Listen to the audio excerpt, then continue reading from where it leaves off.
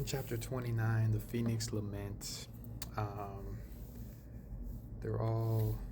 Harry is just not wanting to leave Dumbledore's side. Hagrid's saying, "Come on, let's go, let's go."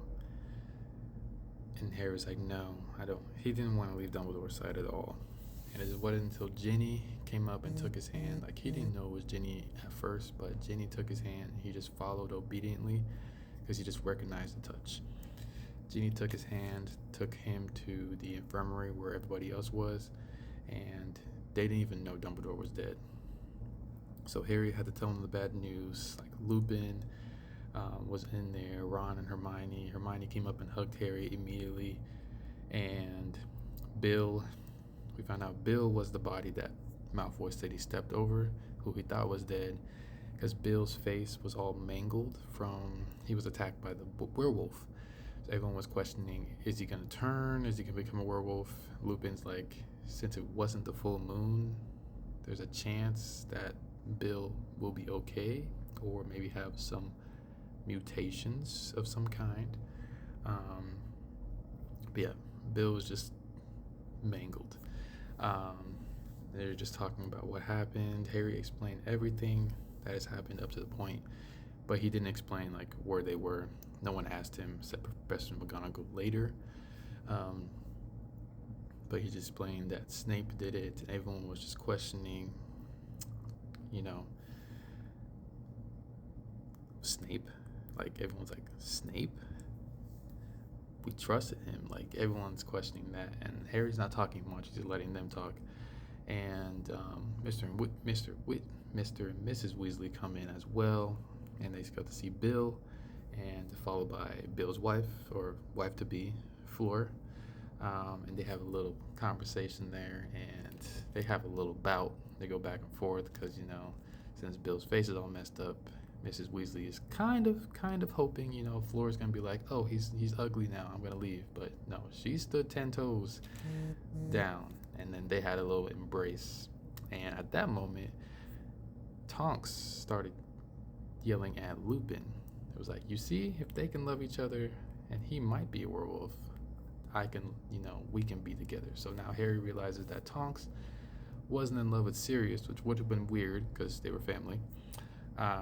But Tonks was in love with Lupin, and Lupin didn't want that relationship to happen because he's a werewolf and he just didn't want to hurt her. But she's like, it can work. And then they kind of dismissed that conversation. Lupin goes back to Dumbledore and like, Dumbledore's dead. Let's talk about that. And so as they keep talking, and then they explain, how they got into the castle, which is Malfoy, and the wardrobe, like the twin wardrobes, all that, and how, Malfoy has been doing all this, that, and then Ginny says, they were lucky when all the fighting happened that they had the luck potion. So they were using that, and that's why a lot of them did not get seriously injured.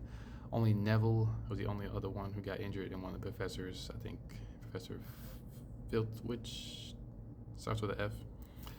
He got sort of injured, but nothing grave. The only one that got mainly injured was Bill. And then like 2 of the Death Eaters died as well because they were just spamming spells. And then Professor McGonagall took Harry aside to her office, which is now Dumbledore's office, and the Phoenix was singing a song, like a very grief-ridden song in the background, pretty much this whole chapter. So it took him to office. A bunch of other professors came in, and this is discussed. Well, she asked him first before everyone came, like, what happened? And she asked him, where were you guys actually at? And Harry's like, I can't tell you that because Dumbledore told me not to tell anybody. And he's only told Ron and Hermione. Well, he hasn't told them completely yet, but he will. And Dumbledore allowed him to be able to tell them, but no one else.